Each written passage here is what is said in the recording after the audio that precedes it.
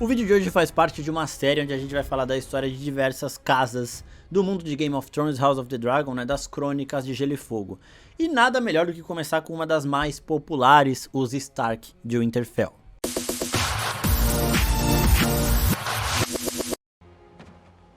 Jon, a raven came from the Citadel. A white raven. Winter is here.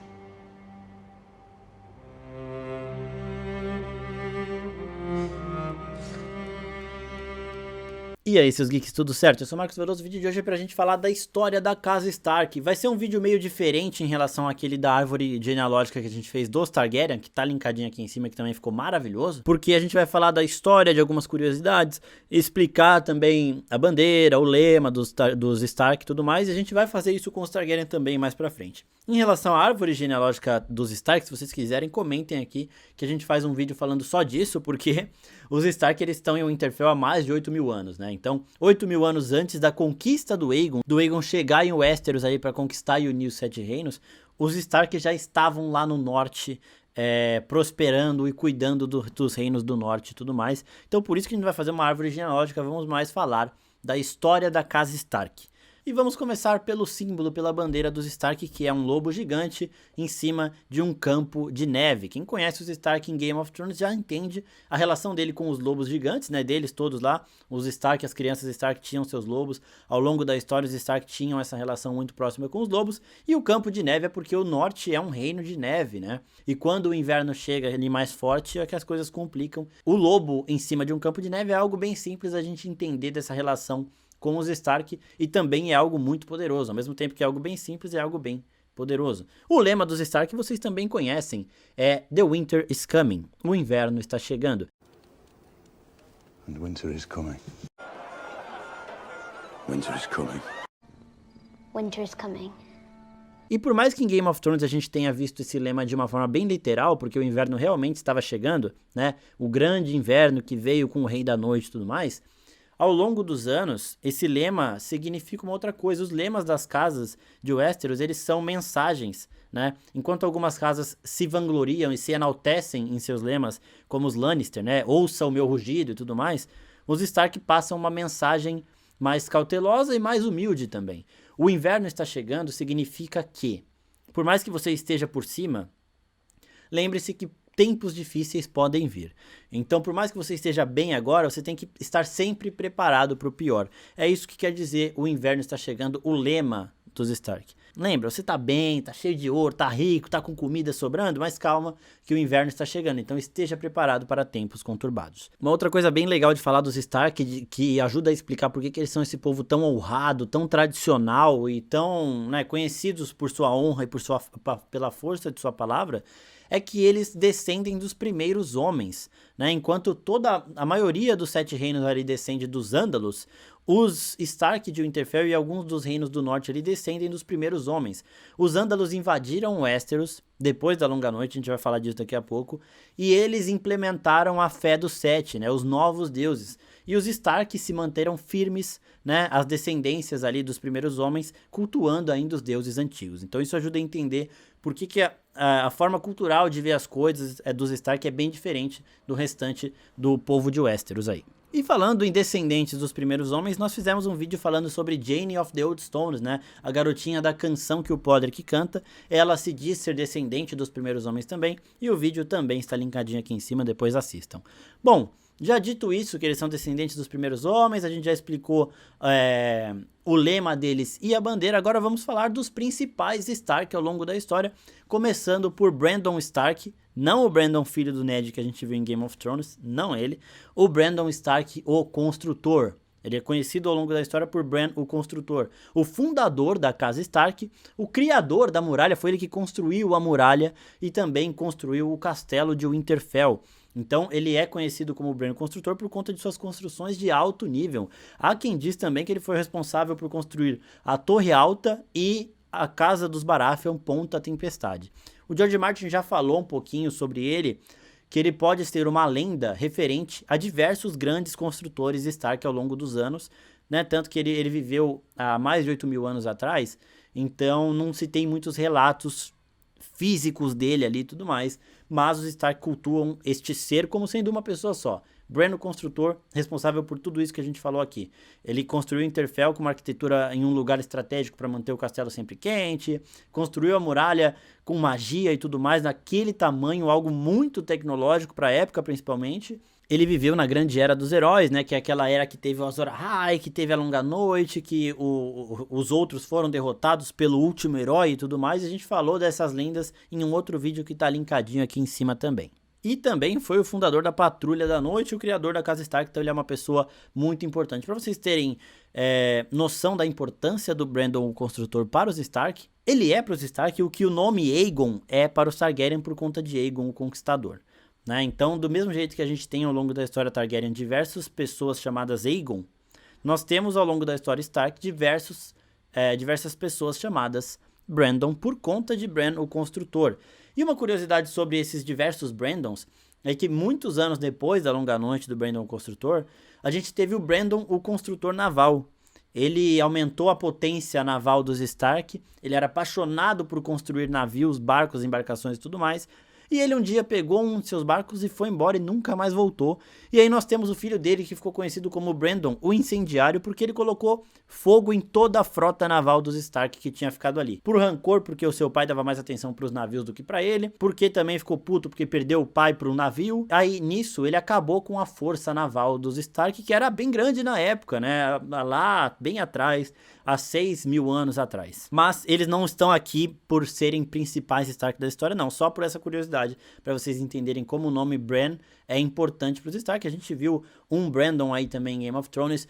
O irmão mais velho do Ned Stark, a gente vai falar dele daqui a pouco, também chamava Brandon, né? Então é realmente bem importante aqui o nome para a casa Stark. E pelo Bran ter criado a Patrulha da Noite, ter fundado a Patrulha da Noite, os Stark eles têm uma conexão muito forte com a Patrulha. Eles estão sempre fornecendo muitos soldados, então muitos dos prisioneiros Stark são mandados para Patrulha.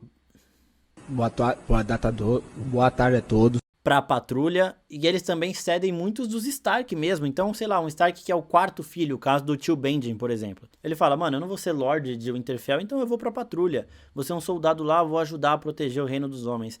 E aí, muitos desses Stark, eles estão acostumados com o frio, isso pra eles não é sofrimento. E diversos Stark já tiveram o cargo de Lorde Comandante da Patrulha da Noite. Então, ela é a casa com a conexão mais forte com a Patrulha, é a casa Stark, sempre ajudando, sempre se importando muito com tudo que acontece ali, até porque, se vier uma ameaça do norte, os Stark vão ser um dos primeiros a serem atingidos. O segundo Stark da nossa lista de membros importantes é Theon Stark, conhecido também como Lobo Faminto, porque ele nunca está satisfeito. Ele sempre quer mais guerra. Diferente de Bran, o construtor, que era um Stark ali mais inteligente, intelectual e tudo mais, o Theon aqui, ele é mais esquentadinho, né? Ele lembra um pouco mais o Robb Stark, que tá sempre querendo uma guerra. E ele está nessa lista porque ele era o Lord Stark na época da invasão dos Ândalos, que saíram lá de Essos e tentaram dominar todos os reinos de Westeros. Eles conseguiram fazer isso em boa parte do reino, mas não no norte, porque no norte tinha Theon Stark.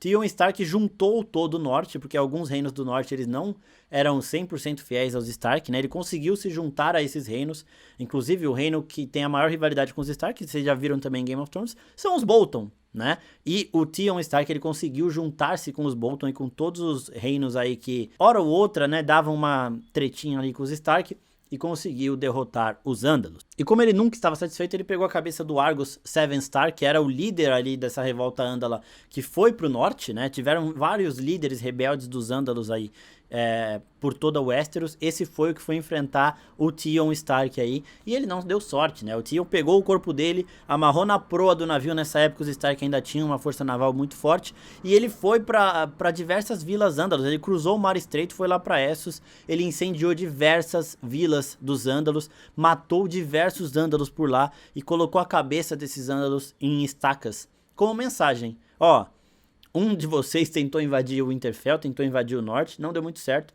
Ó ele aqui, ó, ele veio amarrado no meu navio pra vocês verem o que eu fiz com esse invasor. E também vocês vão pagar esse preço por conta do seu povo que tentou invadir o meu reino. Então dessa forma, os Stark, graças a Theon Stark, conseguiram se manter fiéis às suas tradições antigas, fiéis às tradições dos primeiros homens e aos deuses antigos. E é por isso que ele tá aqui nessa lista. É alguém extremamente importante e é aquele cara, né? Nunca satisfeito, sempre querendo mais luta. Ele também tinha o seu lado diplomático forte, tanto que ele conseguiu fazer com que os Bolton se juntassem e jurassem lealdade aos Stark. Algo que durou por muito tempo, mas sempre com alguns momentos conturbados aí. Falando em momento conturbado, nós temos aí algumas famílias que são originárias dos Stark. 2 exemplos são os Grey Stark e os Karstark. Os Grey Stark eles foram extintos depois que um deles se uniu ao Bolton para tentar enfrentar e acabar com a dominância Stark no norte, né? Os Stark, desde Bran o Construtor, são conhecidos como Reis do Norte ou Reis do Inverno, né? Isso acaba na época da conquista do Aegon, a gente vai falar disso daqui a pouco, mas, né, esse Grey Stark aqui se juntou com os Bolton para tentar tirar o Lord Stark do reino ali, e não deu muito certo, a família foi extinta. Outra família que a gente conhece aqui, que é derivada dos Stark, são os Karstark. Eles vêm de Carlon Stark, que era um irmão mais novo de um Lord Stark, que venceu uma batalha rebelde e acabou sendo condecorado com um castelo para chamar de seu. Então ali ele fundou a casa Karstark, que vem diretamente dos Stark. Foi só um segundo filho que ganhou um reino para ele e mudou um pouquinho de nome. Os Karstark ao longo da história têm também uma relação de amor e ódio com os Stark, e a gente viu o Robb Stark decapitando um Karstark em Game of Thrones em um momento também de discordância, porque o Karstark era contra o casamento do Robb e ele estava certo, né? Só que o Robb, esquentadinho e tudo mais, acabou decapitando o cara. Would you speak a final word? Kill me and be cursed. You are no king of mine. Voltando aqui para os Stark importantes da história, a gente chega em Torrhen Stark. Torrhen Stark, conhecido também como o rei que se ajoelhou. Ele era o Lord Stark, ele era o rei do norte, o rei do inverno na época de Aegon o Conquistador. E ele, quando ele viu o poder do Aegon, viu Balerion, viu os outros reinos tentando se opor à conquista de Aegon, ele falou, mano, não tem o que fazer, me ajoelho perante a você, jurou lealdade ao Aegon, e essa lealdade foi mantida por muitos anos, por conta daquilo que a gente falou, a força da palavra dos Stark, né? Até no último episódio da primeira temporada de House of the Dragon, quando o conselho da Rhaenyra tá lá discutindo sobre quem vai se manter leal à causa dela, eles falam, né? Um Stark nunca mudou a sua palavra, não vai ser agora que ele mudará. E quando um Stark toma uma decisão, o Norte segue com ele. What of Storm's End and Winterfell? There has never lived a Stark who forgot an oath, and with House Stark, the North will follow. Essa frase aí já dá pra gente entender muito bem como funciona a honra dos Stark e a fama deles por todo o Westeros. Nesse momento que o Torrhen se ajoelha, os Stark deixam de ser reis do Norte, né? King in the North e tudo mais, para serem protetores do Norte. Agora há um único rei em Westeros, que é o rei dos 7 reinos, que é Aegon o Conquistador. Então é um Targaryen sentado no trono de ferro. Essa época que a gente falou tanto no vídeo ali da família Targaryen, né, foi a época que mudou. Agora um Stark que comanda o Winterfell, ele comanda o Norte como um protetor, né, fiel ao reino, fiel a King's Landing. Não mais sendo rei do Norte, com o Norte sendo um reino isolado dos demais, né, um reino independente. Nessa época também, aparentemente, alguns filhos do Torrhen Stark não gostaram muito dele se submeter aos Targaryen, queriam uma revolta, mas isso não aconteceu, não se sabe como. Mas a gente sabe que os Stark eles são sempre muito honrados, né? Então se o Torrhen conseguiu convencer os filhos dele ali, não seria nem a morte dele que faria os filhos voltarem atrás e tentar uma revolta. Mano, é isso então, já ajoelhou, acabou, agora a gente segue desse jeito aí. Demorou? Acabou. E isso mostra uma grande diferença dos Stark em relação às outras famílias de Westeros, né? Que é por mais que eles discordem de algumas decisões dos seus líderes, de algumas linhas de sucessão e tudo mais, eles são muito unidos internamente, então eles vão resolver problemas de família como uma família.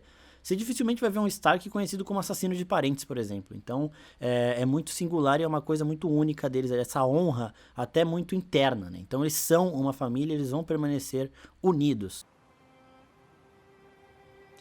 And the snows fall and the white winds blow.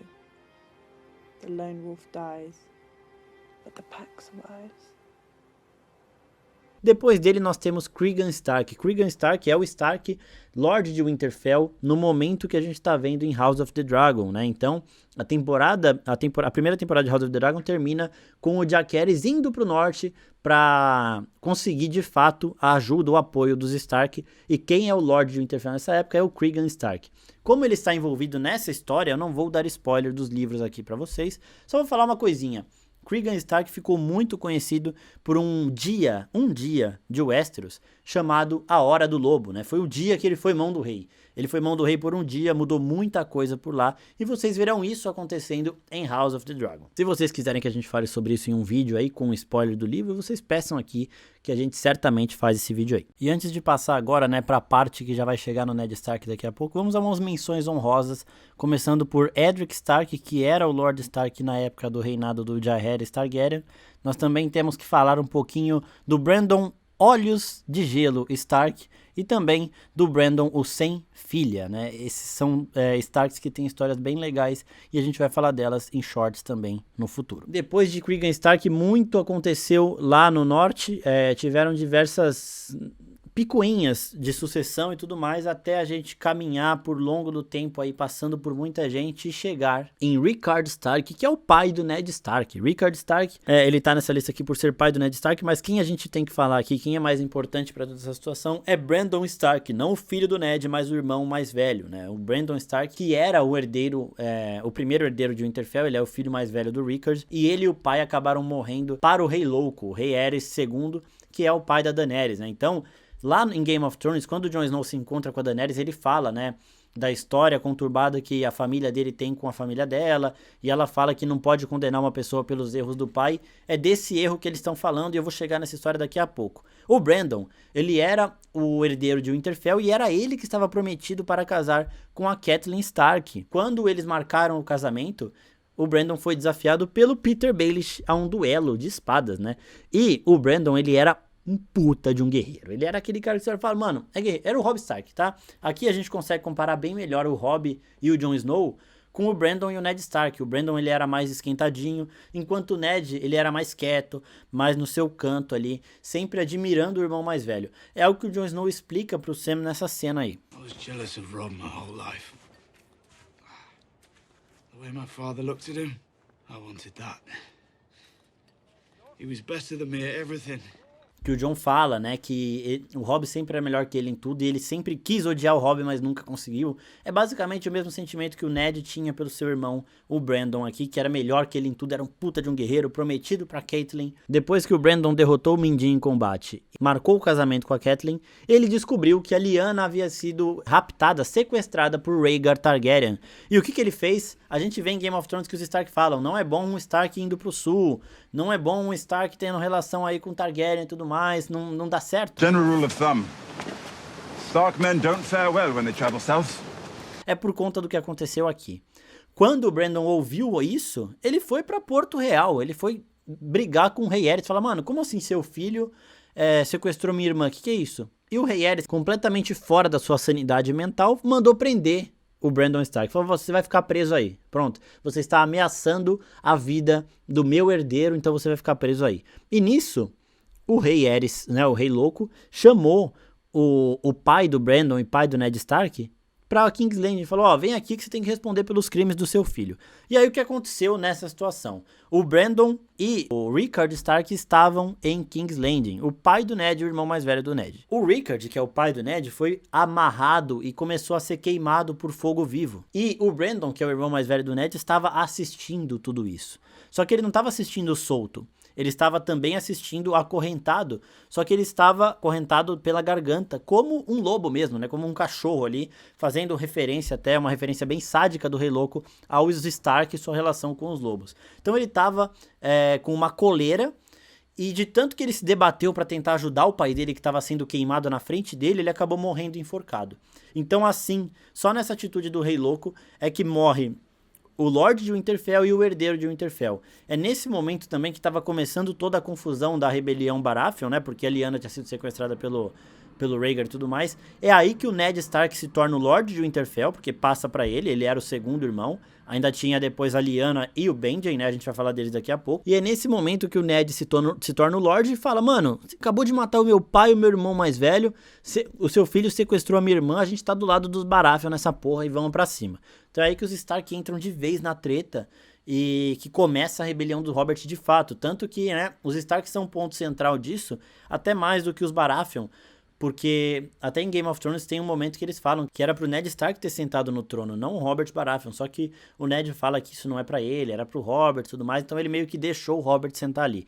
Então os Stark começam essa rebelião justo por conta disso, porque o pai do Ned e o irmão mais velho do Ned foram mortos pelo Rei Louco em um surto ali, completamente fora realmente dos seus sensos normais ali, o Rei Louco. Nisso o Ned também herdou a mão da Catelyn Stark, eles não se conheciam muito, mas eles acabaram realmente se apaixonando e cuidando de Winterfell muito bem nos anos seguintes aí, tendo sua filharada toda ali, e o Jon Snow. Agora vamos falar dos dois irmãos mais novos do Ned aqui.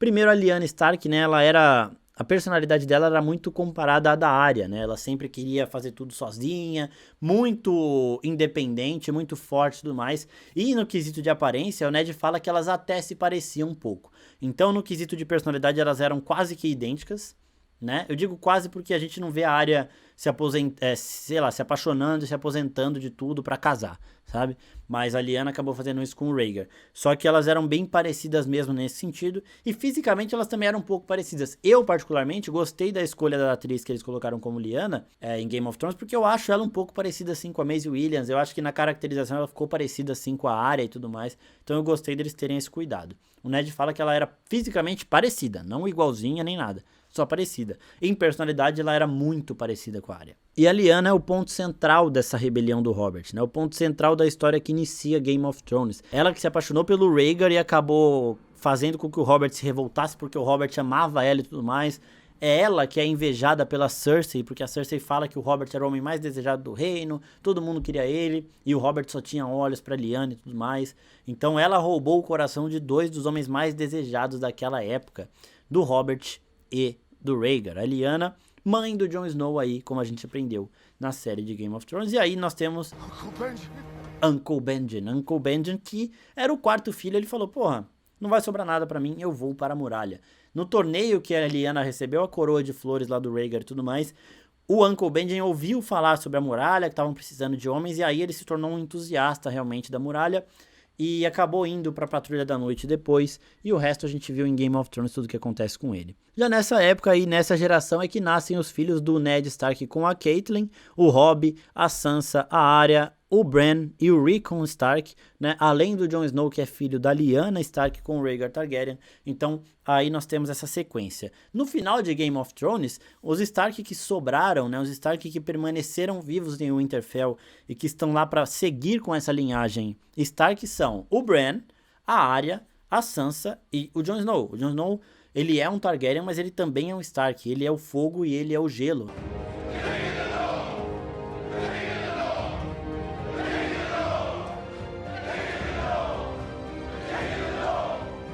Eu quero saber o que vocês acharam, quero saber se vocês sentiram falta de alguma informação, comenta aqui porque a gente pode fazer um outro vídeo complementar, posso comentar sobre o que vocês quiserem saber em alguns shorts aqui no YouTube também, então não deixem de comentar a opinião de vocês, peçam as próximas casas, vocês querem que a gente fale depois de quem? Dos Lannister, dos Baratheon, dos Bolton, dos Targaryen, de quem que vocês querem que a gente fale? Só comentar aqui embaixo que a gente já vai ampliando essa sériezinha. Muito obrigado a todo mundo que está assistindo, que está dando suporte aqui ao nosso canal, até a próxima pessoal, tchau, tchau.